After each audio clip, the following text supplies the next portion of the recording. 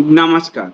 India speaks daily में आपका स्वागत है। इंडिया स्पीक्स डेली अर्थात no left, no right, only Sanatan voice और मैं हूं आपके साथ संदीप देव।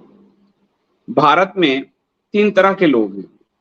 एक तो एलिट क्लास है। एलिट क्लास जो हर कानून से परे है, जो कोर्ट व्यवस्था सबसे ऊपर है। कहने को भारत में संविधान है, लेकिन वो संविधान से भी ऊपर है, तो वो एलिट क्लास है। दूसरा है जो आम जनता है, उसमें मिडिल क्लास से लेकर आम जनता सबको एक साथ आप रखिए, जो मिडिल क्लास और वो जूझ रहा है, लड़ रहा है अपने अधिकारों के लिए। वो कोर्ट से लेकर सरकार तक के चक्कर लगाता रहता है, लेकिन उसको कहीं भी राहत नहीं मिलती। और तीसरा वो क्लास है जो सफेद पोश अपराधी है, वो राजनेता है, वो पॉलिटिकल पार्टियां हैं, वो जुड़े न्यायपालिका में भी है, वो हर जगह है, लेकिन वो व्हाइट कॉलर पहनता है और वो जब भी मौका मिलता है बात आम आदमी की करता है, परंतु वो फेवर हमेशा एलिट क्लास को देता है। भारत या दुनिया कहिए इसी 3 कैटेगरी में बटी हुई है। अब अलग अलग जाति मजहब तोड़ उसमें जोड़ते रहिए, परंतु कैटेगरी असली में यही है। ऐसा ही एक मामला मुंबई से आया है। मुंबई के पनवेल में आप सब कोरोना काल में आपने देखा होगा, सलमान खान अपने फार्म हाउस में बड़ा चहलकदमी कर रहे थे, ट्रैक्टर चला रहे थे। अपने पनवेल जो एक पूरा एक पहाड़ी इलाका है और वहां पर किस तरह से जो पर्यावरण का, वन का, इन सबके का वायलेशन किया गया है। और वहां लैंड जो लूट हुई है उसमें एक हमारे आम आदमी की तरफ से एनआरआई हैं केतन कक्कड़ जी, जो कभी अमेरिका में रहते हैं, कभी मुंबई में रहते हैं। 9 साल से वो एक केस लड़ रहे हैं। केस में कोर्ट का फैसला भी उनके पक्ष में आ गया है और पनवेल स्टेशन कोर्ट का फैसला भी आ चुका है, लेकिन सलमान खान को कौन छू सकता है। अब उन्होंने ओपन लेटर प्रधानमंत्री नरेंद्र मोदी को लिखा है, लेकिन जहां प्रधानमंत्री जी खुद सलमान खान के साथ पतंगे उड़ा चुके हों, वहां फिर कौन सा भाजपा, कौन सी सरकार। तो ये पूरा मामला क्या है, हम सीधे आज समझेंगे केतन कक्कड़ जी से और पूछेंगे कि सलमान खान जिसको 1 सेकंड के लिए न्यायपालिका जेल में नहीं रख पाई, मिनट में उसके लिए बेल का अरेंजमेंट हो गया, उस सलमान खान से टकराते हुए क्या उनको भय भी हो रहा है। तो हम स्वागत करते हैं केतन कक्कड़ जी का। केतन जी, आपका इंडिया स्पीक्स डेली में आप पहली बार आए हैं, आपका बहुत बहुत स्वागत है। और हम चाहते हैं थोड़ा आप अपने बारे में भी बताइए। साथ ही आपने जो प्राइम मिनिस्टर को लेटर लिखा है, वो लेटर देखा है मैंने, तो मेरा ये कहना है कि सलमान खान जैसे पे तो भारत में न्यायपालिका कार्रवाई नहीं करती है, प्रधानमंत्री क्या कार्रवाई करेंगे। तो आपने सोच के कैसे ले लिया कि सलमान खान पे भारत सरकार कार्रवाई करेगी, तो वो पूरा मैटर क्या है, मैं चाहूंगा आप स्वयं अपने मुखारबिंद से इसको बताइए। नमस्कार, प्रणाम संदीप जी। सबसे पहले मैं आपका बहुत बहुत धन्यवाद करता हूं कि आपने मुझे अपने शो पे बुला के सम्मान दिया। दूसरा, मैं आपका बहुत बड़ा फैन हूं और मुझे आज मौका मिला कि मैं आपके साथ जुड़ सकूं, आपके विचारों के साथ सहमत हूं। और तीसरा, आपके सारे इंडिया स्पीक्स डेली के व्यूअर्स को मेरा सत सत नमन और प्रणाम। मेरा नाम केतन कक्कड़ है। प्यार से लोग मुझे एनआरआई केतन कक्कड़ बुलाते हैं। कुछ लोग मुझे महाराष्ट्र में और इंडिया में मोटा भाई और छोटा मोदी भी बुलाते हैं। और ये सबका कारण ये पनवेल मैटर, ये पनवेल स्टोरी है। हम एक सामान्य आदमी है, सामान्य अमेरिका में रहने वाले एनआरआई है। 28 साल पहले इंडिया में रहे, born and brought up Mumbai में। उसके बाद 28 साल अमेरिका में रहे और लास्ट 9 साल से हम नर्क की यातना यहाँ पे भुगत रहे हैं। इस देश में, हमारे देश में हम वापस आए और हमारे साथ जो अन्याय, जो लूट, जो अत्याचार, जो सफेद आतंकवाद हो रहा है, वो हम सहन कर रहे हैं 9 साल से। ये सारी बात जो है ना, ये मैं आपके दर्शकों के सामने, आपके सामने रखना चाहूंगा। लेकिन डिस्क्लेमर के तौर पे मैं सबसे पहले ये बता दूं कि ना मुझे किसी से राग है ना द्वेष है। मैं किसी के खिलाफ नहीं हूं। किसी की इंटेंशनली या अनइंटेंशनली मेरी कोई ऐसे मंशा नहीं है कि मैं किसी की भावना को या फीलिंग्स को हर्ट करूं, लेकिन अगर अनइंटेंशनली कहीं पे मेरे से कोई गलती हो गई तो उसके लिए मैं एडवांस में क्षमा याचना माफी मांग लेता हूं। दूसरा, ये मेरा सच है, ये मेरा अनुभव है, ये मेरी फीलिंग्स है, मेरे विचार है जो मैं आप सबके साथ शेयर कर रहा हूं। जिसको भी कोई डाउट हो तो वो प्लीज पनवेल जाके, प्रधानमंत्री कार्यालय में जाके, महाराष्ट्र के चीफ मिनिस्टर की कैबिन में जाके उनसे वार्तालाप करके ये मेरी मैटर को समझे। फिर भी समझ में नहीं आए तो मेरी वेबसाइट मैंने बनाई है, इसके लिए मेरे को वेबसाइट बनानी पड़ी न्याय के लिए, भ्रष्टाचार के खिलाफ, जिसमें मैंने काफी कुछ इंफॉर्मेशन डाल दी है जो एक सामान्य आदमी वहां जाके पढ़ सकता है, सुन सकता है और समझ सकता है। उसके बाद अगर किसी को कोई डाउट है तो डेफिनेटली मेरे को ईमेल कर सकते हैं, मेरे को फोन कर सकते हैं और मैं उसकी क्लेरिफिकेशन देने को तैयार हूं किसी को भी। तो मेरी बात को मानना नहीं मानना ये आपके व्यूअर्स के अपने विचार है, ये उनके अपना डिसीजन है, ये एजुकेटेड चॉइस सारे मैं व्यूअर्स कहूंगा कि वेबसाइट भी दिखा दें। अमरदीप को एक बार कह देता हूं कि जो मैंने मैटर दिया था, जो इन्होंने ओपन लेटर प्राइम मिनिस्टर को लिखा, उसी के ऊपर में वेबसाइट का एड्रेस है, तो वेबसाइट भी दिखा दें। जी जी जी, वेबसाइट का नाम है nriketankakkar.com और उसके होम पेज पे, लैंडिंग पेज पे मैंने open appeal letter to prime minister Narendra Modi ji को लिखा हुआ है। वो पढ़ के प्राइम मिनिस्टर को भी समझ में आना चाहिए, प्राइम मिनिस्टर ऑफिस को भी समझ में आना चाहिए, बीजेपी पार्टी के सारे स्टालवर्ड्स जिनको बोलते हैं ना मोटे माथे, बड़े माथे, वो सबको भी समझ में आना चाहिए और देश के 142 करोड़ लोगों को, 3 करोड़ एनआरआईज को और दुनिया भर के लोगों को समझ में आना चाहिए कि इस देश में एक्चुअली क्या चल रहा है और क्यों। तो ये पूरी मैटर जो है और वो क्या और क्यों के ऊपर है। जी जी, तो पूरा आप घटना बताइए कि पनवेल में जो आपका कहना है कि फॉरेस्ट अधिकारियों के साथ मिलकर सलमान खान ने लैंड हड़प लिया, गणेश भगवान के मंदिर, गणपति ये बैठाते हैं अपने यहाँ, गणेश चतुर्थी आने वाला है सर, गणेश चतुर्थी में जो है, और गणेश मंदिर के साथ भी उन्होंने दुर्व्यवहार किया। ये पूरा इशू क्या है पहले बताइए। जी, ये बड़ा इंटरेस्टिंग कांड चल रहा है, ये बड़ा इंटरेस्टिंग ये development of Kerala story type चल रहा है। इसको मैं बहुत कम शब्दों में अगर समझाना चाहूँ तो ये एक ओपन लूट है और मिलीभगत है। ऐसा नहीं कि सलमान खान लोग अकेले ये कर सकते थे, ये कई लोगों ने साथ मिलके किया हुआ है। उनके साथ गवर्नमेंट का बैकअप है, बीजेपी का बैकअप है, प्राइम मिनिस्टर मोदी जी का नाम आ रहा है, उनकी तरफ फिंगर पॉइंटिंग हो रही है और प्राइम मिनिस्टर 9 साल से चुप है। वो पूरी दुनिया में जाते हैं, एनआरआई को, अमेरिका में जाके एनआरआई को ब्रांड एम्बेसडर कहते हैं और यहाँ हमारी ये दुर्दशा है, यहाँ हमारे साथ ऐसी यातना हमको भुगतनी पड़ रही है कि हमारी स्वर्ग जैसी जमीन माउंटेन टॉप की जो खरीदी हुई थी 1996 में, उसको खुले आम हमारी नजरों के सामने लूटा गया है। उसमें हमारा घर था, उस जमीन पे माउंटेन टॉप, सलमान खान के अर्पिता फार्म्स पनवेल के ऊपर हमारे घर के सामान को भी लूट लिया गया। हमारा मंदिर है, वहां पे हम जा नहीं सकते क्योंकि सलमान खान ने हमारे आने जाने के रास्ते पे गेट बना लिया, घोड़े का तबेला बना लिया। और तो और बिजली का कनेक्शन हमने अप्लाई किया था, हमें सैंक्शन हुआ था, बिजली का काम चल रहा था खंबे लगाने का, वो उखाड़ के फेंक दिया। हमारे से सैंक्शन है, लीगल सैंक्शन है, हमारे से डिपॉजिट ली गई है एमएससीबी गवर्नमेंट इलेक्ट्रिसिटी कंपनी ने, और वहां पे एक बल्ब नहीं लेने देते। इससे बड़ा लांछन प्राइम मिनिस्टर मोदी, बीजेपी और इस देश के लिए और कोई हो ही नहीं सकता कि एक बल्ब मंदिर के लिए हम ले नहीं सकते जबकि हमारे पास सब कुछ लीगल सैंक्शन है। फॉरेस्ट से मिली भगत, बीजेपी से मिली भगत, बीजेपी के बड़े माथों से मिली भगत और प्राइम मिनिस्टर की तरफ उंगलियां उठ रही है, मोदी जी का नाम आ रहा है। तो ये देश किस तरफ जा रहा है? ये किस टाइप की डेमोक्रेसी है? कौन सा कायदा कानून? तो मैं ये जानना चाहूंगा कि पहले वो पूरे केस को समझते हैं, फिर उस पे हम कमेंट पे लेंगे। तो पनवेल में आपका टॉप पे जो है एक आपका अपना मकान था, सलमान खान का फार्म हाउस उसके नीचे है, तो सलमान खान ने क्या आपके घर को भी हड़प लिया जो आप आरोप लगा रहे हैं?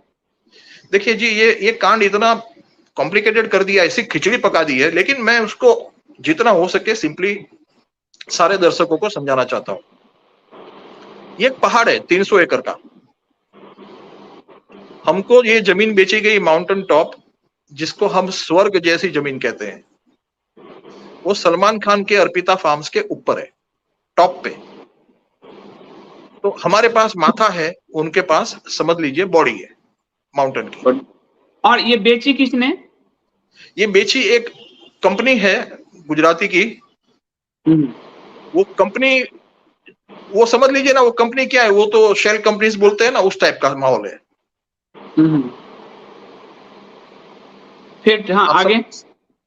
वहां पे 165 प्लॉट्स की स्कीम थी है। वो 300 एकड़ के पहाड़ पे 165 प्लॉट्स बनाए गए थे। उसको हॉर्टिकल्चरल सोसाइटी का कलेक्टर ने उसको ये दिया था, परमिशन दिया हुआ था, यानी कि लाइसेंस बाइसेंस लिमिटेड सब कुछ करके अमेरिका वाले और हमारे जैसे कई एनआरआई को इन्होंने ठगा मिलजुल के सबने। यानी जमीन बेची, जमीन दिखाई, जमीन बेची। जैसे हमको जो फ्रंट में जो बंदा था वो हमको ले गया सलीम खान के पास, हमको वहां बिठा दिया। सलीम खान ने हमारी खातिर की, 3-4 घंटे 5 घंटे मेरी बातचीत हुई उनसे। सलमान खान के पिताजी सलमान खान के पिताजी सलीम खान के पास लेकर गए, क्योंकि सलमान खान तभी कोई बड़ा एक्टर तो था नहीं, 1996 की बात कर रहा हूँ। तो उसकी तो एक मूवी आई थी, वो भी 25,000 रुपये उसको मिला था उसमें। तो he was not a big star anyway. तो उनके पिताजी के पास हमको बिठाया, भले आदमी, अच्छे आदमी, हमारी मित्रता हुई, 4-5 घंटे बातचीत हुई, चाय पानी नाश्ता खाना वगैरह हुआ, पूरी फैमिली से मिलाया उन्होंने। और ऐसा 20 साल तक चलता रहा। हम आते जाते रहे हमारी जमीन पे, और उनके यहाँ पे हमारा चाय पानी नाश्ता होता था, हमारे अच्छे संबंध थे, सब कुछ अच्छा चल रहा था। जब 2014 में प्राइम मिनिस्टर नरेंद्र मोदी जब प्राइम मिनिस्टर बने, तो हमने सोचा कि हम उनकी मदद के लिए यहाँ आते हैं। हम 6 महीना यहाँ रहेंगे, 6 महीना अमेरिका में रहेंगे, थोड़ा समय अपनी जमीन पे रहेंगे, वहां आश्रम बनाएंगे, मंदिर बनाएंगे, हम भी वहां इको फ्रेंडली में रहेंगे। हमारे पड़ोस में बड़े लोग हैं, अच्छे लोग हैं, हमारे उनके अच्छे संबंध है।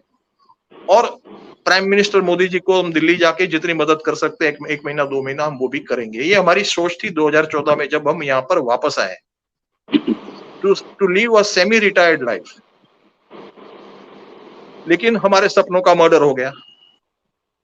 जैसे ही सब इन लोग को पता चला कि ये तो वापस आए हुए हैं, तो सबसे पहले तो हमारे आने जाने के रास्ते पे छोटा गेट बनाया, फिर वो गेट बड़ा बनाते गए, फिर एक घोड़े का तबेला भी बना दिया। तो वहां पे उनके आदमी लोग वो गेट खोलेंगे नहीं तो हम जाएंगे कहां से।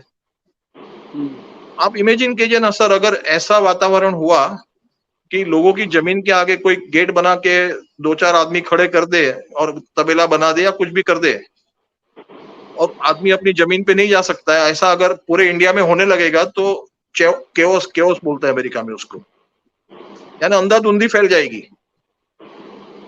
क्योंकि इस तरह से तो ये पहली बार हो रहा है कि भाई किसी के रास्ते पे, आने जाने के रास्ते पे गेट बना के, घोड़े का तबेला बना के उसका रास्ता ही रोक दिया। हम अपने मंदिर पे नहीं जा सकते, हमारे घर पे नहीं जा सकते, हमारी बिजली का कनेक्शन नहीं लगवाने दिया।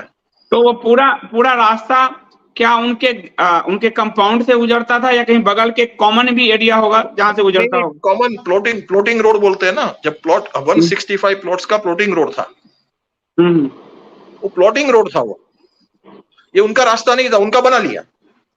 तो उन्होंने तो बाकी लोगों ने भी ऑब्जेक्शन किया होगा, क्योंकि सबके रास्ते बंद हुए होंगे। वहां बाकी लोगों को हमारे साथ जैसा खेल हो रहा है वैसा अलग से खेल हो रहा है कि भाई उनको ये जमीन आपकी है लेकिन फॉरेस्ट का प्रॉब्लम है, तो आपको चाहिए तो हम कुछ पैसे दे देते, वरना ये जमीन तो फॉरेस्ट में चली गई है।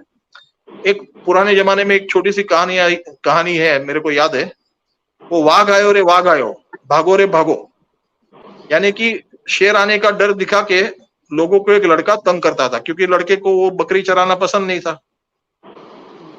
तो गांव वाले बेचारे परेशान हो गए, क्योंकि वाकई में शेर तो दिखता नहीं था। तो बाद में पता चला कि ये लड़का परेशान कर रहा है। एक दिन सचमुच में शेर आया और वो बच्चे को खा गया। तो ऐसे ये फॉरेस्ट डिपार्टमेंट को शेर दिखा के आगे करके सारे एनआरआईस को, सारे लोगों को जो जमीन बेची थी, किसी को दी नहीं। इनके 8-10 लोगों के बंगले हैं वहां पे, वो लोग मजे ले रहे हैं, और बाकी के सारे लोगों ने पैसे दिए थे, वो सबको लूटा गया है। जमीन दिखाई, जमीन बेची, ऐसे लोगों के, बड़े बड़े लोगों के नाम दिए कि देखो ये इनका बंगला है, देखो ये उनका बंगला है, ये सब मुंबई के बड़े लोग। और उसके बाद में वो बेचारे अमेरिका में, अफ्रीका में, ऑस्ट्रेलिया में, कनाडा में, कहाँ रहने वाले लोग हैं, हमारे जैसे लोग, एनआरआई लोग। अब वो आ नहीं सकते, इनसे झगड़ा कर नहीं सकते, पुलिस के चक्कर काट नहीं सकते, वकीलों के पास जा नहीं सकते, और फिर आगे इस तरह के लोग हैं जिनकी चलती है लोकल पुलिस डिपार्टमेंट, लोकल। तो अभी क्या कह रहे हैं कि ये सलमान खान को आप जमीन बेच दीजिए? नहीं, हम बेचे, वो हमारी जमीन को इन्होंने फॉरेस्ट में डलवा दिया। देखिए, हमारी जमीन और उनकी जमीन जो है कब ना, डलवाया? कौन से सन में डलवाया? ये भी 3-4-5 साल पहले। यानी मोदी सरकार, महाराष्ट्र में भाजपा की सरकार थी तब? भाजपा शिवसेना की सरकार थी, भाजपा की सरकार थी तब। अच्छा, अब वो पूरा लैंड और फॉरेस्ट में चला गया? नहीं, पूरा लैंड नहीं। देखिए सुनिए, ये भी बड़ा इंटरेस्टिंग है। हमारी और उनका गट बोलते हैं ना यहाँ पे, यानी कि हमारा और सलीम खान का जो गट नंबर है ना, वो 5F था। वो 5F को डिवाइड किया, 5F1 किया, 5F2 किया। ये अपने आप इन लोगों ने किया सब। ये तहसीलदार, कलेक्टर, फॉरेस्ट डिपार्टमेंट, ये सब लोगों ने मिली भगत सबने किया ये। और हमारी लैंड को फॉरेस्ट में, प्राइवेट फॉरेस्ट में डाल दिया। और उनकी, हमारा एक ही फेंस है, यानी कि there is no one else between us. हमारे नीचे वो है, दैट्स इट। तो उनकी 3.25 एकड़ को लीगलाइज करवाने का नाटक किया और हमारी 2.5 एकड़ को फॉरेस्ट में डाल दिया। मतलब एक ही प्लॉटिंग था, एफ प्लॉटिंग, उसके आधे हिस्से को सलमान खान के लिए सुरक्षित कर दिया और आधे को फॉरेस्ट में डाल दिया। एग्जैक्टली ये इतना बड़ा कांड हो रहा है वहां पे कि मैं शब्दों में नहीं बता सकता हूं।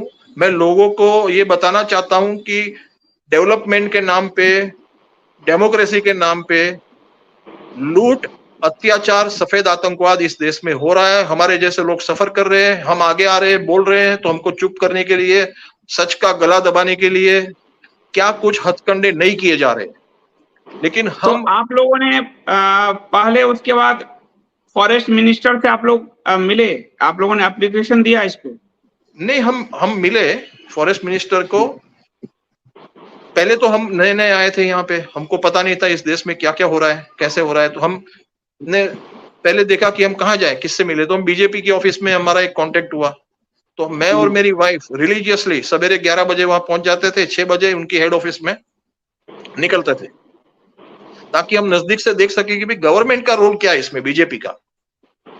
बीजेपी की हेड ऑफिस जो नरीमाइन पॉइंट है, उसकी मैं बात कर रहा हूँ। 6 महीने मैं और मेरी वाइफ एवरी सिंगल डे वहां पर गए और हमने जो देखा, वो बिलीव, जो देखा, जो सुना, जो तांडव, जिसको तांडव बोल सकते हैं आप, वो इमेजिनेशन के बाहर है। हमने अपनी नजरों से देखा कि कैसे इन्होंने कमीशन का 0 इंक्रीज किया। पहले कांग्रेस के राज में जो होता होगा, पहले लोगों के राज में 10% होता होगा, जो भी होता होगा सिस्टम। और मैं ये सबको बता देना चाहता हूं कि ना मैं कांग्रेस का आदमी हूं, ना मैं किसी ऑपोजिशन का आदमी हूं, ना मुझे कोई पॉलिटिकल पार्टी के साथ मेरा कोई एफिलिएशन है। अगर मैं कुछ भी हूं तो मैं बीजेपी की विचारधारा वाला आदमी हूं, यानी कि मैं हिंदू हूं। और मैं बीजेपी के साथ इसलिए जुड़ा हुआ हूं कि बीजेपी ने अपने आप को हिंदू प्रोजेक्ट करके हम लोग के साथ धोखा किया। तो जब मैं बीजेपी की ऑफिस में गया, 6 महीने मैंने ये सब देखा और उनके फिर कांटेक्ट की वजह से ही सुधीर मुंगटीवार के बंगले पे हम गए।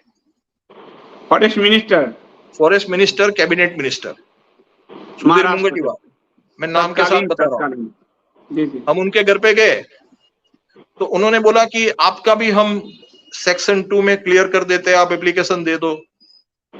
तो मैंने कहा सर, लेकिन इन्होंने नीचे 23 बंगले इलीगल बना के रखे हुए हैं।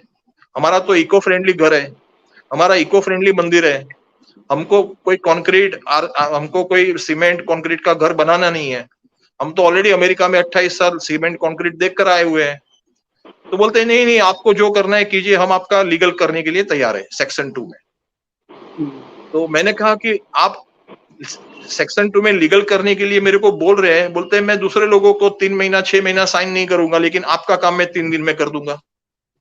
तो मैंने कहा आपकी बहुत बहुत मेहरबानी कि आप ये बोल रहे हो, तो आप एक काम कीजिए, हमको एक बल्ब वहां पे दे दीजिए। ये प्राइम मिनिस्टर की बिजली पॉलिसी है कि हर लास्ट घर को बल्ब मिलना चाहिए। ये महाराष्ट्र स्टेट की बिजली पॉलिसी है कि हर लास्ट घर को बिजली मिलनी चाहिए, जो भी डिस्प्यूट है। हमारे पास तो लीगल सैंक्शन है, हमने डिपॉजिट भरी हुई है। तो बोलते नहीं नहीं, आप सेक्शन 2 में आप एप्लीकेशन कीजिए, मैं आपका काम 3 दिन में कर दूंगा। और आप तो मैंने कहा जी, उन्होंने वहां पे इतने बड़े बड़े बंगले बनाए हुए इलीगली, सीमेंट कंक्रीट के, विदाउट परमिशन। बोलते आप भी बनाइए। तो मैंने कहा लेकिन 150 एकड़ 300 एकड़ का मीडिया में आता रहा है कि उन्होंने 150 एकड़ वहां पे, आप समझ रहे हैं ना। बोल बोलते हैं दीजिए, आप कोई भी बात 2.5 नहीं। एकड़ के, आप भी 2.5 एकड़ लेने, आपका भी लीगल हो जाएगा, बाद में आप भी 200 एकड़ ले लीजिए। ये कैबिनेट मिनिस्टर के शब्द है। और वही कैबिनेट मिनिस्टर ने हमसे ये भी कहा कि इसमें डायरेक्टली मोदी जी के ऑर्डर पे हम काम कर रहे हैं। आज मैं पहली बार ये खुलासा कर रहा हूं आपके चैनल के ऊपर नाम के साथ,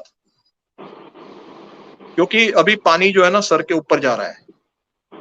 मोदी जी का 9 साल का ये साइलेंस जो है ना, मैं सिर्फ एक एनआरआई नहीं हूं, मैं अमेरिका रिटर्न एनआरआई हूं। हमने लीगली जमीन खरीदी है पैसा देके। मोदी जी पूरे देश दुनिया में जाके कहते हैं कि एनआरआई यहाँ पर आए, इन्वेस्ट करे, यहाँ पर वापस आए। हमने इन्वेस्ट किया, हम वापस आए और हमारे साथ ये हो रहा है, तो 3 करोड़ एनआरआई को क्या ये लोग छोड़ेंगे? दूसरी बात, वो कहते हैं हम ब्रांड एम्बेसडर है, तो ब्रांड एम्बेसडर के साथ ऐसा व्यवहार करते हैं। बोलते तो हैं हम मुद्दे कल्चर। पे आते हैं, हम मुद्दे पे आते हैं। तो मंत्री जी ने कहा कि हम, जो आपका आरोप है कि हम आपका भी कर देंगे और हमको ऊपर से आदेश है, तो वो इसके बदले क्या चाह रहे थे, क्या कह रहे थे? वो चाह रहे थे कि भाई आप पैसा भरे, कहीं और जमीन दे। जैसे सलमान मतलब खान लोगों ने मध्य प्रदेश में जमीन का टुकड़ा दिया। मतलब आप वो क्या चाह रहे थे, मैं समझा नहीं। ये सेक्शन 2 में जो है ना, कहीं भी आप, जैसे सलमान खान लोगों का 3.25 एकड़ का इन्होंने लीगल किया, फ्रॉड है, वो फ्रॉड है, वो हम लोग ने एप्लीकेशन की हुई है हर जगह पे। हाँ हाँ वो फ्रॉड है, वो एक सेकंड इश्यू है, वो उसके बाद वाला इश्यू है। हाँ हाँ, वो एप्लीकेशन भी फ्रॉड थी, वो लीगल जो इन्होंने किया वो भी फ्रॉड है। ठीक है और ये सब एविडेंस के साथ हमने दिया हुआ है। ठीक है। उसके ऊपर हम बाद में आते हैं। लेकिन सेक्शन 2 में ये लॉ है कि आप कहीं और जमीन दे दे, कहीं यानी एकदम सस्ते में, जैसे इन्होंने मध्य प्रदेश में दी। सलमान खान ने मुफ्त के मध्य दाम प्रदेश की, में किसको दिया, गवर्नमेंट को? ये गवर्नमेंट को, महाराष्ट्र को, ठीक है। मतलब इंडियन गवर्नमेंट को, सेंट्रल गवर्नमेंट को। मध्य प्रदेश में जमीन दे दी 3.25 एकड़, और यहाँ पे ये प्राइम सेंसिटिव जमीन 3.25 एकड़ इन्होंने लीगल करके इनको दे दिया सब। क्योंकि ये देखो तो ना, सब आपको इनका भी ये कह रहे थे आपस कि में घर की बात है। आप भी सेक्शन 2 में कहीं जमीन खरीद कर दे दिए सरकार को और आप ये ले लीजिए, ये कह रहे थे? हमको ऐसा बोला गया, लेकिन हमारा तो वो कुछ करने वाले नहीं थे ना। तो मैंने उनको गूगली डाली, मैंने उनको कहा कि सर आप इतनी इतनी मेहरबानी आप हम पे करने के लिए तैयार है, उसका 25-30 लाख का खर्चा आपके लोग मांग रहे हैं, जमीन कहीं मांग रहे हैं, हम एनआरआई है, सर आप हमको पहले एक बल्ब दे दीजिए, उसके बाद में ये सब भी हम करने को तैयार। तो जब बल्ब ही नहीं दे रहे हैं, जब इलेक्ट्रिक कनेक्शन ही लेने नहीं दे रहे इस देश में, तो ये हमारा सैंक्शन करके लीगली कैसे करेंगे? ये तो हमको बेकार का झूठ बोल के जख्म पे नमक डालने वाली बात थी। तो उन्होंने क्या कहा? हाँ, उन्होंने क्या कहा? उन्होंने कहा वो बल्ब हम नहीं दे सकते हैं, वो सीधा दिल्ली से ऑर्डर आता है, मोदी जी से ऑर्डर आता है, तो वो हम नहीं कर सकते हैं। मैंने बोला आप बल्ब तो नहीं वो दे तो सकते, झूठ तो भी आप बोल हमारा सकते लीगल हैं। कैसे करके दे मोदी देंगे? जी का नाम, सर मोदी जी का नाम कहीं उपयोग कर रहे हो महाराष्ट्र के मंत्री? 100%।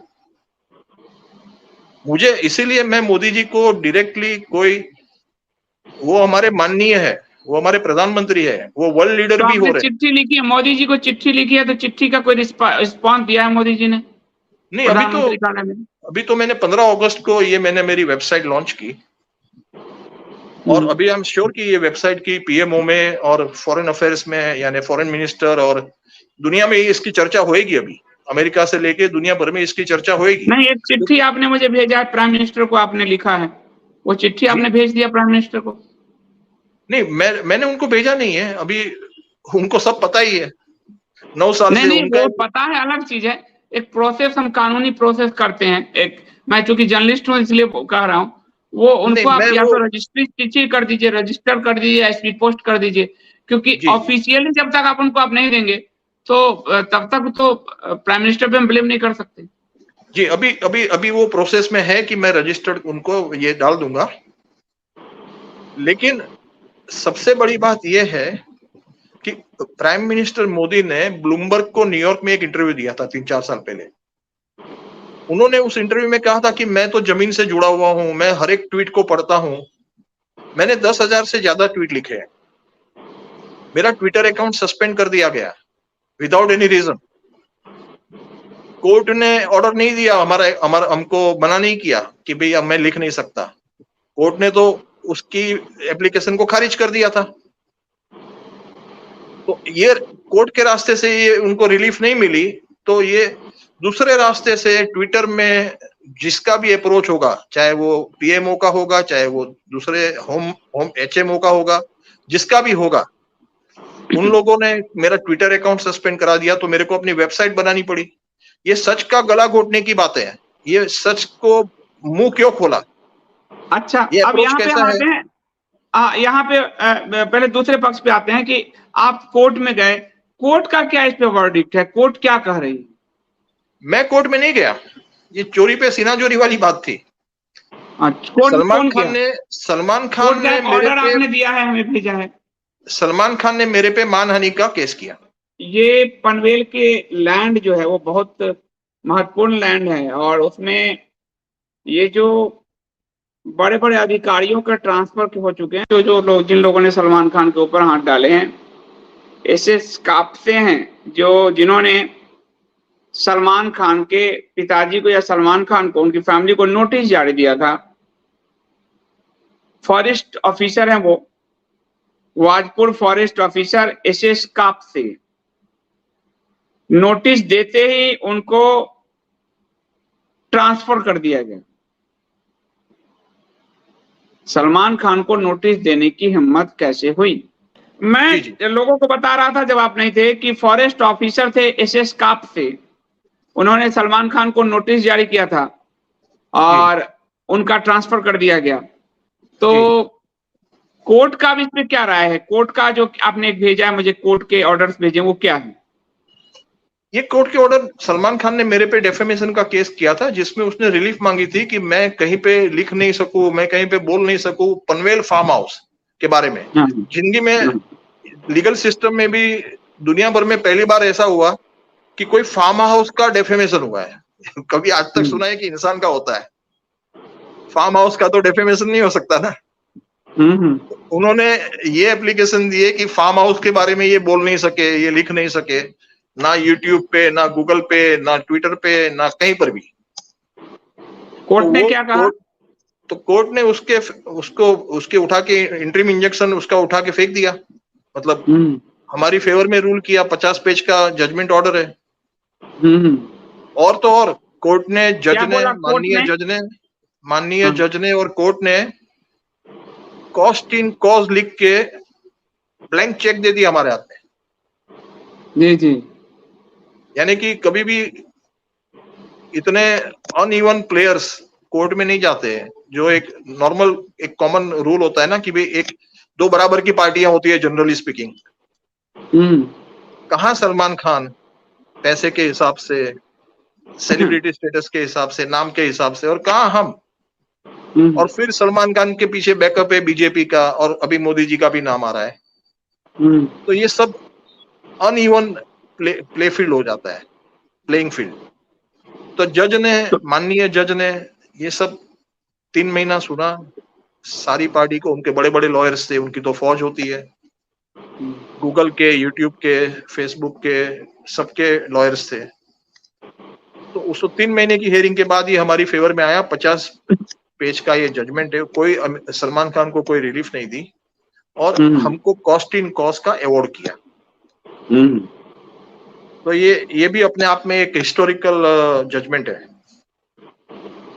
मतलब सलमान खान ने आप पे मानहानि का मामला किया कि हमारे फार्म हाउस को बदनाम कर रहे हैं।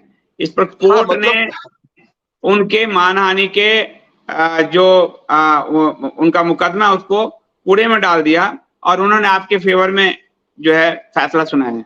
बिल्कुल बिल्कुल ठीक है। अब मैं इसमें ये जानना चाहूंगा कि एक जांच अधिकारी हैं, उन्होंने महाराष्ट्र एडमिनिस्ट्रेटिव ट्रिब्यूनल में इसको चुनौती दी है, उनका ट्रांसफर क्यों कर दिया गया और किसने किया, किस समय किया? ये देखिए, ऐसा था ना कि वो उस गांव का फॉरेस्टर था, यानी क्लास 3 ऑफिसर था वो। उसके पास हमारी जमीन के लिए बिजली हमको नहीं दे रहे थे, तो उसके पास इन्वेस्टिगेशन के लिए आया कि भाई आप इन्वेस्टिगेशन करके रिपोर्ट दो। तो वो बंदे ने 6 महीना इन्वेस्टिगेशन करके अपना 1 पेज का रिपोर्ट दिया अपने सुपीरियर को। अब वो सुपीरियर को और सलमान खान एंड फैमिली को वो रास नहीं आया वो रिपोर्ट, क्योंकि वो उनकी फेवर में नहीं था। और समा उसने सच लिखा हुआ था सब, उसने जो उसने इन्वेस्टिगेशन करके जो पाया उसने लिखा। लेकिन क्योंकि वो उसके पास कोई अथॉरिटी नहीं थी, तो वो तो अपने सुपीरियर को दे सकता है डिसीजन के लिए। तो सलीम खान ने एक ईमेल लिखी हायर अप थाना ऑफिस में, और ईमेल में वो फॉरेस्टर जो था उसके ऊपर कुछ आरोप लगे कि वो यहाँ पे आके ऐसा करता है वैसा करता है। तो फॉरेस्ट डिपार्टमेंट के जो IFS ऑफिसर होते हैं, उन्होंने वो क्लास 3 ऑफिसर को ये कहा कि ये तुम्हारा एरिया है, लेकिन तुमको इनके प्लॉट पे नहीं जाने का।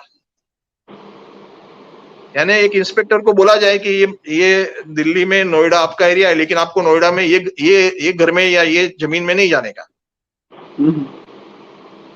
अब वो तो बेचारा क्लास 3 ऑफिसर है, 5-10 दिन में उसकी ट्रांसफर करके उसको पनिश किया जा रहा है, वो हाईकोर्ट में गया हुआ है। मैं अमरदीप से कहूंगा कि वेबसाइट जब वो खोले तो वेबसाइट में गैलरी में वो खबर दिखाए जिसमें जांच अधिकारी का तबादला करवा दिया गया है, और वन विभाग पे उनके अधिवक्ता का कहना है कि वन विभाग पे दबाव डाला गया कि इसको यहां से वहां फेंक दो। ये आप देखिए पूरा जो है अखबारों में भी खबर है कैसे वन विभाग को पूरा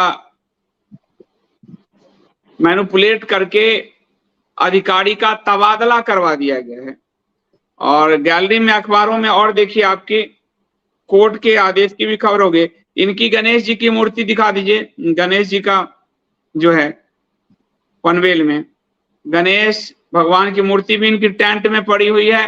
पावरफुल लोग किस तरह से गणेश मंदिर भी वहां नहीं बनने दे रहे हैं।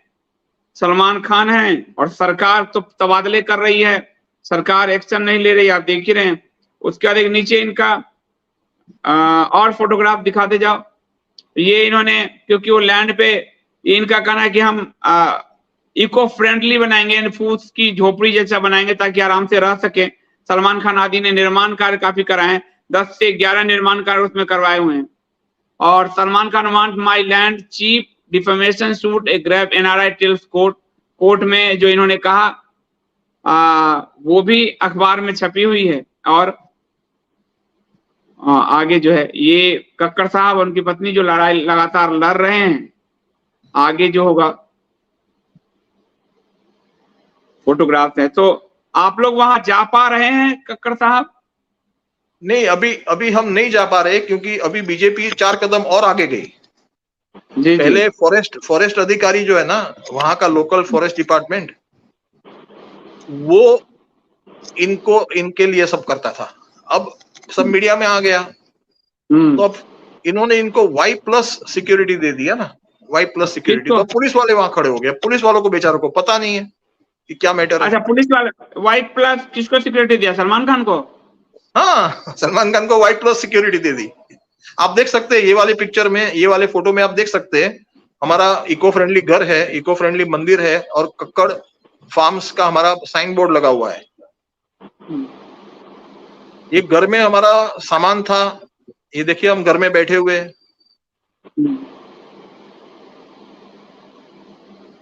तो अभी आप लोग कहाँ रह रहे हैं?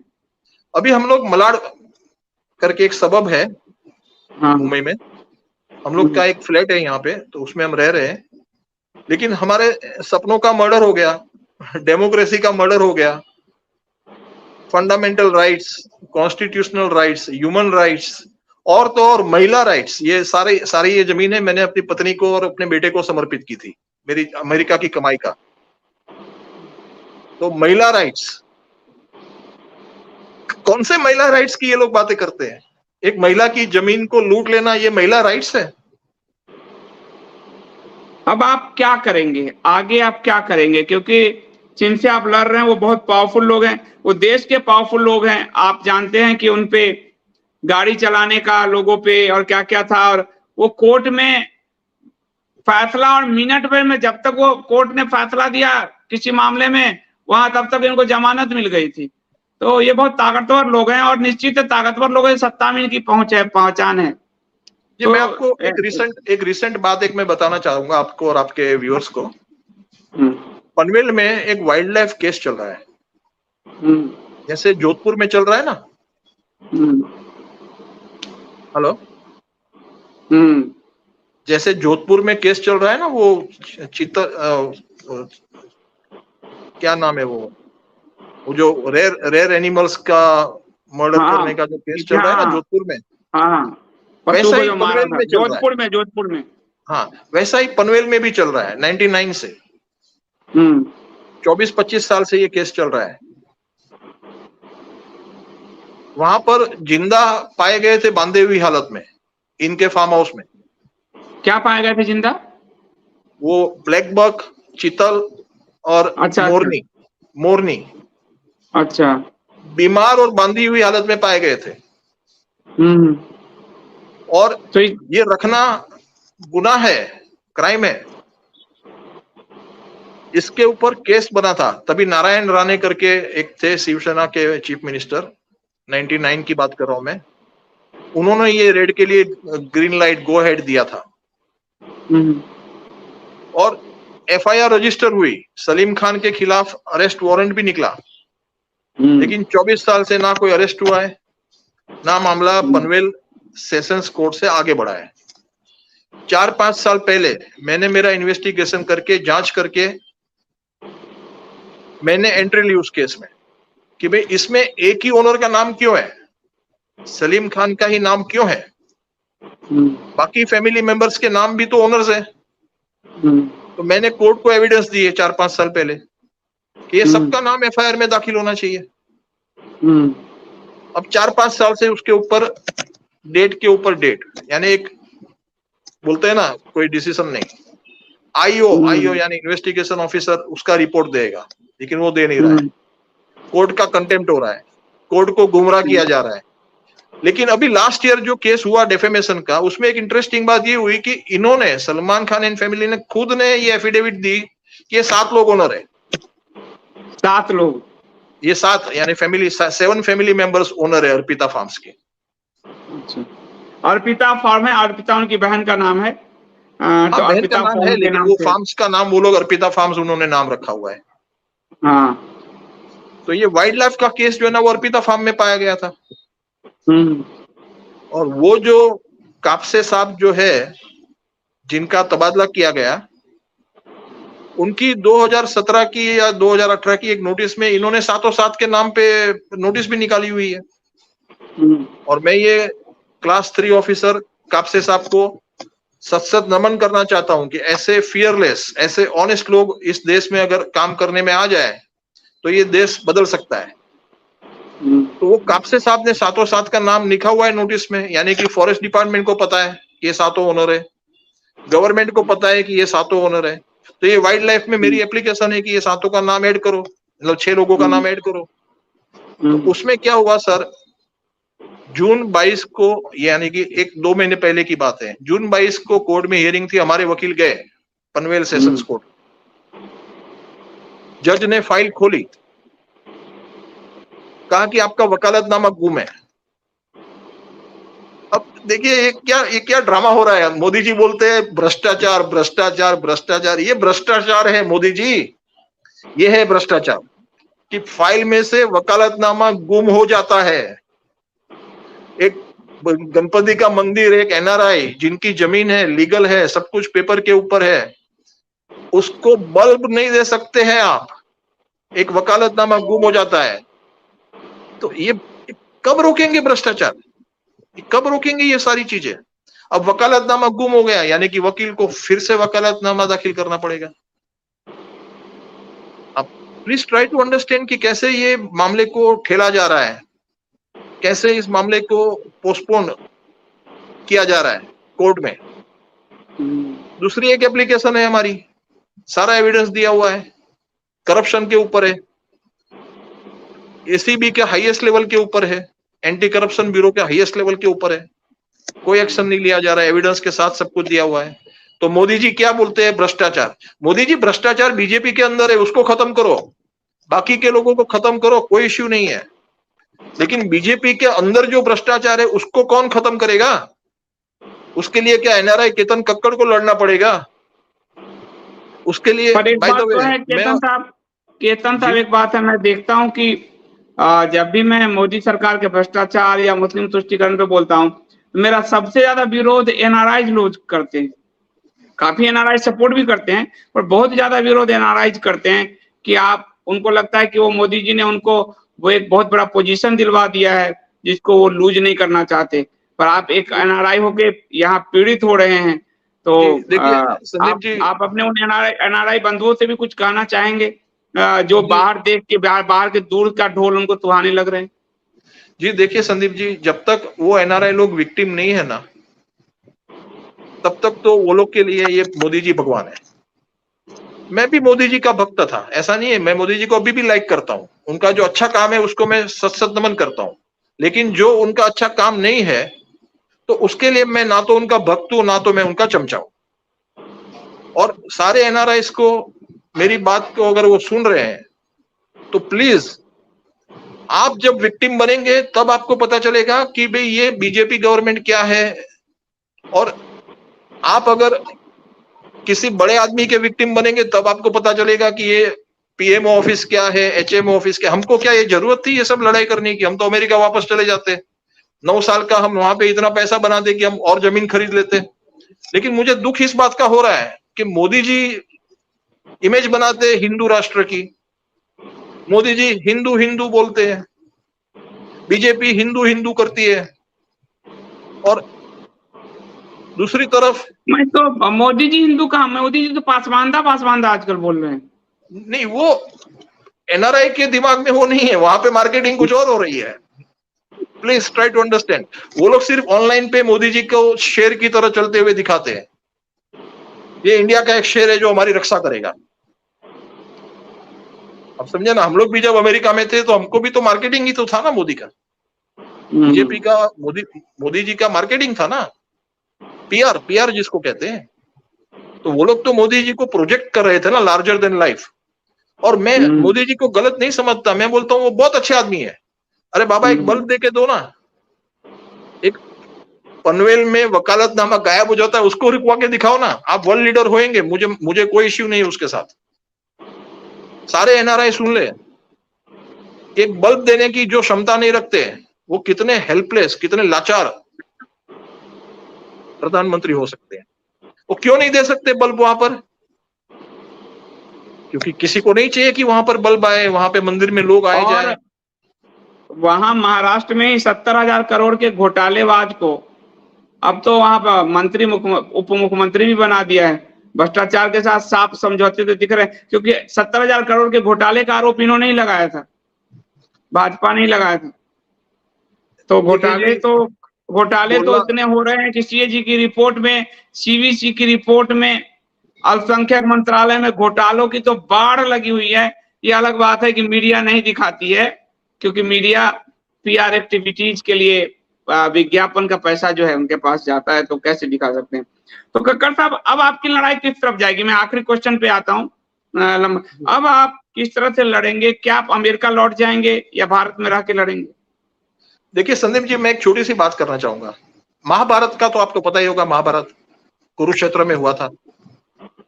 उसकी लड़ाई पांडवों और कौरवों के बीच हुई थी।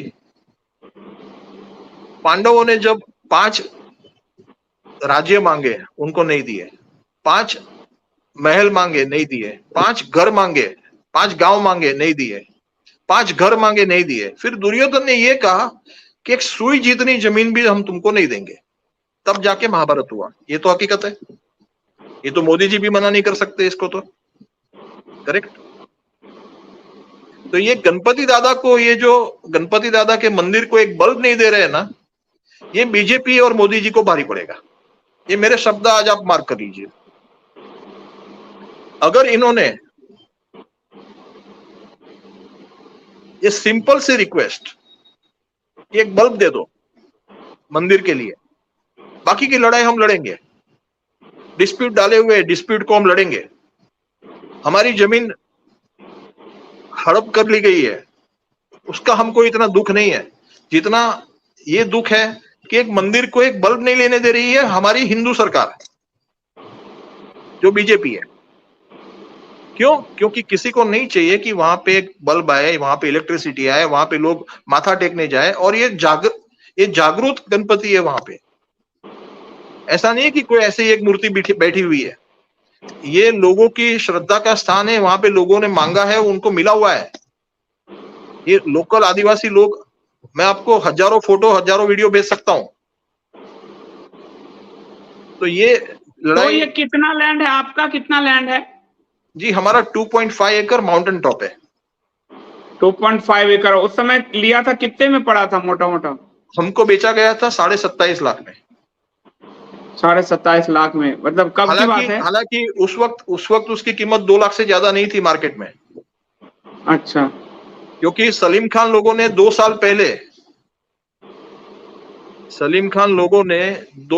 पहले उन्होंने जो लिया था वो था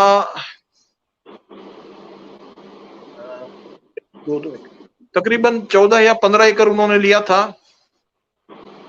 23 लाख रुपए में। अच्छा। हमको 10 गुना प्राइस में बेची गई है जमीन, 10-15 गुना प्राइस में। हमको पसंद आई थी, वहां पे हमको कुछ एनर्जी फील हुई, तो हमने पैसा नहीं देखा। हमने देखा कि सलीम खान नीचे अच्छे लोग हैं, वो हमको बोल रहे हैं कि आप चिंता मत करो, आप यहाँ पर आएंगे तो हम आपके साथ है, आपको कोई तकलीफ नहीं होगी। वो नहीं चाहते थे कि कोई बॉलीवुड तो वाला अब वहां पर दोबारा आप सलीम खान से मिले हैं कि ये क्या हो रहा है, हम पड़ोसी की तरह रहें? जी आप दोबारा सलीम खान से मिले हैं कि हम लोग नहीं, पड़ोसी की तरह? मेरी वाइफ ने एक बार फोन पे बात की उनसे, यहाँ आने के बाद 2014 में हम आए। उसके बाद मेरी वाइफ ने ये सब प्रॉब्लम हुआ तो उनको फोन पे बात की। उनसे कहा कि भाई आपने गेट बनवाए हो, आप गेट हटा दो ना वहां से। तो उनका जो जवाब था वो इतना इंटरेस्टिंग था, जो मैं आपसे पहली बार 1 सेकंड शेयर करना चाहता हूँ। उन्होंने ये कहा कि हमने गेट नहीं बनवाया। तो मेरी वाइफ ने पूछा फिर किसने बनवाया? फॉरेस्ट डिपार्टमेंट कहता है उन्होंने नहीं बनाया, आप कहते हो आपने नहीं बनाया, तो गेट क्या अपने आप बन गया? तो उन्होंने ये कहा कि यहाँ जंगल में बहुत कुछ अपने आप होता है। ये जवाब आप समझ सकते हो मैं क्या बोल रहा हूँ? ये समझ गया। यहाँ जंगल में बहुत कुछ अपने आप होता है। ये उनका जवाब था मेरी वाइफ को, एक महिला। और सलीम खान जी के इस घर में, फार्म हाउस में सलमान खान के इस फार्म हाउस में बिजली है? बिजली क्या, उनकी तो 25 दिसंबर को बर्थडे होती थी तो जैसे कोई शहर जगमगा उठता है उतनी बिजली है। ट्रांसफार्मर उनको दिए हुए हैं, लेकिन आपको बल्ब नहीं दे रहे हैं? हमारे बिल्कुल बगल में, हमारे से 15 फीट दूर उनके घोड़े का तबेला है, उसमें 12 घोड़े हैं और वो 12 घोड़े को एयर कंडीशन रूम है और फ्लड लाइट्स दी हुई है 15 फीट दूर राइट साइड में नीचे। और अब आपका ये लैंड भी एक तरह से फॉरेस्ट में डाल के एक तरह से छीन ही लिया है गवर्नमेंट ने। फॉरेस्ट में डालने से क्या होता है? ये तो देखिए, मिली भगत, अगर कोई डिपार्टमेंट वाले मिली भगत करके, फ्रॉड करके अगर कोई चीज को डालते हैं तो वो तो सुप्रीम कोर्ट तक मामला जाता है। तो तब तक तो ये नहीं होता ना कि आप बिजली, पानी और रास्ता रोक सकते हो। ये तो फंडामेंटल राइट्स है हमारे। तो हमको कोर्ट में आगे नहीं बढ़ने दिया जा रहा है, हम कंप्लेन करते हैं वहां पे हमको आगे नहीं बढ़ने दिया जा रहा है। तो हर जगह पे एक किस्म से कोई इनविजिबल पीएमओ, एचएमओ जो भी है, वहां से ऑर्डर्स है। ऐसा बीजेपी वाले ही हमको बोले। इनका बोलना चलना, इनकी कोई भी एप्लीकेशन कोई जवाब ही मत दो, बैठे रहो, आगे मत बढ़ने दो। अब बताएं आदमी जाए आप तो एक एनआरआई हैं, लेकिन आपने देखा होगा एक और फिल्म स्टार के बेटे पे किसी अधिकारी ने हाथ डाले थे, उस अधिकारी की ही सीबीआई जांच करवा दी। तो कुछ भी हो सकता है। भारत में एलिट क्लास जो है, उस एलिट क्लास के लिए कोई भी पार्टी हो, कोई भी सिस्टम हो, वो सत्ता उसकी होती है वास्तव में। कोई ठीक है, किसी की मैं सत्ता मना उनकी नहीं करता गुलाम हूँ। होती है, उनके लिए चलती है। ठीक है, मैं मना नहीं करता हूँ। ठीक है, यहाँ पे ये अन्याय, ये लूट, ये भ्रष्टाचार, ये अत्याचार, ये सफेद आतंकवाद चल रहा है, मैं मना नहीं कर रहा हूँ। हम उसके विक्टिम्स हैं। हमारे जैसे कई विक्टिम्स होंगे जो बोलने की हिम्मत नहीं रखते हैं। लेकिन इस बार इन्होंने एक अमेरिका रिटर्न एनआरआई से पंगा लिया है, एक यूएस सिटीजन से पंगा लिया है। ये मामला पूरे वर्ल्ड में गूंजेगा।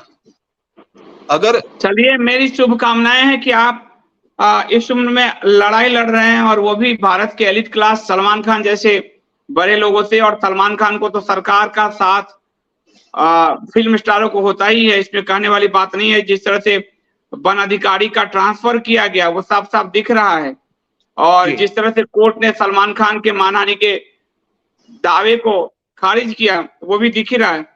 तो मेरी जी, शुभकामनाएं हैं कि आप इस लड़ाई को लड़ें, अपनी धर्मपत्नी के साथ मिलकर लड़ें, जी, और मैं आपके साथ हूं। जब भी जी, कुछ नया डेवलपमेंट होगा तो आप जी, मुझे जरूर बताइएगा। जी, और मैं चाहूंगा कि आप इस मुद्दे को दूर तक ले जाएं, उन जी, एनआरआई बंधुओं तक ले जाएं जो कान में तेल डाल के बैठे हैं, और जिनको जी, लगता है कोई आएगा उन्हें बचाएगा, और जी, जो यथास्थितिवाद में पड़े रहना चाहते हैं, और जिनको लगता है कि बहुत कुछ बदल रहा है भारत में, कम से कम जी। उनको आकर अपने ही एक एनआरआई साथी से आकर मिलना चाहिए।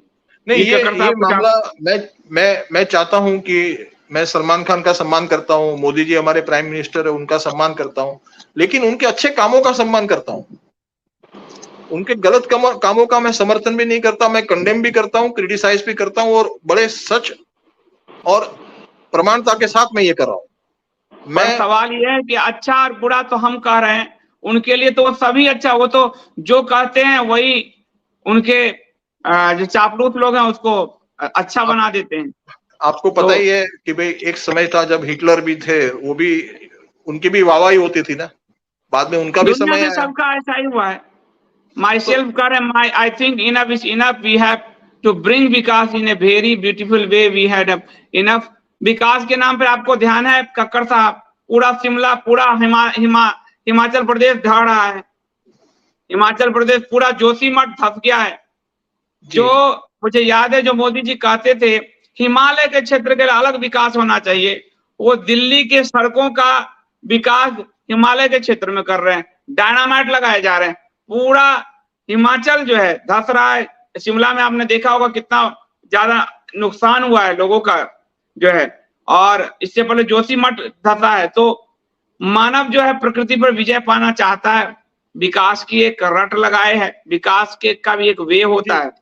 इसमें और दुख की बात एक और भी है जो मैं शेयर करना चाहूंगा बिफोर वी कंक्लूड, कि ये सिर्फ एनआरआई महिला, NRI US return, NRI Indian American citizen family, Ganpati दादा मंदिर, सिर्फ उनके साथ ये नहीं हो रहा है, ये प्राण, प्रकृति, आदिवासी और सारे एनआरआई के साथ हो रहा है, जो एनआरआई समझ नहीं रहे क्योंकि वो विक्टिम्स नहीं है। लेकिन धीरे धीरे सबको ये बात समझ में आएगी, वेबसाइट बनी हुई है, और आगे यूट्यूब चैनल बनेगी, और आगे आपका आशीर्वाद सहकार, आप जैसे कई लोग जुड़ेंगे, तो ये बात धीरे धीरे देश दुनिया में फैलेगी।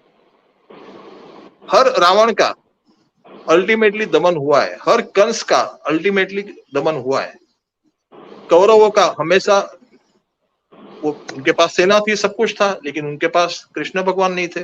तो हम ऐसा समझते हैं कि सलमान खान हमारे पड़ोसी है, हम उनका सम्मान करते हैं, वो हमारा सम्मान करे, हमारे साथ जो कुछ भी करना है करे, हमें उससे कोई लेना देना नहीं है। हम सच बोलेंगे, और सच को दबाने की, छुपाने की, गला घोटने की जितनी भी कोशिश प्रधानमंत्री नरेंद्र मोदी जी करे, या बीजेपी करे, या सलमान खान एंड फैमिली करे, सच कभी दब नहीं सकता, उसका गला कोई घोट नहीं सकता। वो सच सूर्य की तरह है, वो हमेशा प्रकाशमान होता ही होता है। उसके आगे बादल जरूर आ सकते हैं, लेकिन वो हमेशा के लिए सूरज को छुपा नहीं सकते हैं।